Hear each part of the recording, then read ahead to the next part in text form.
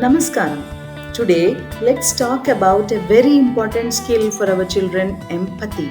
అంటే ఇతరుల భావాలను అర్థం చేసుకోవడం, వారి అనుభవాలను గౌరవించడం. Empathy is not just about being nice. It's about understanding how someone feels, putting ourselves in their shoes.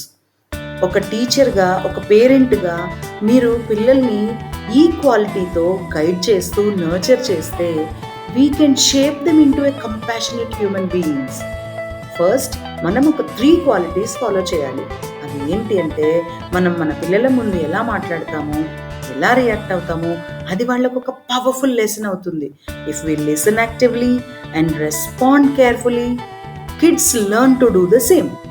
Second, use stories and real life examples.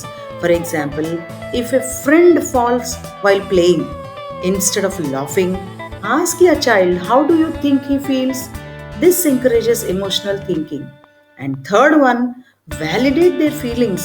మన పిల్లల భావాలను ఎక్నాలెడ్జ్ చేస్తే అది వారిలో సెల్ఫ్ అవేర్నెస్ అండ్ ఎంపతీని డెవలప్ చేస్తుంది.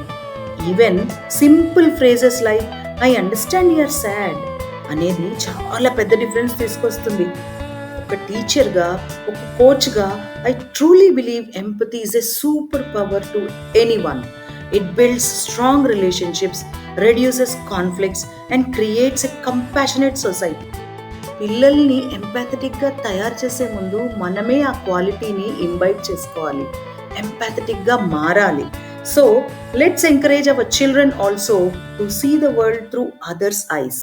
In doing so, teach them the greatest lesson of all, to care, to understand, and to love. For more such videos, follow the channel.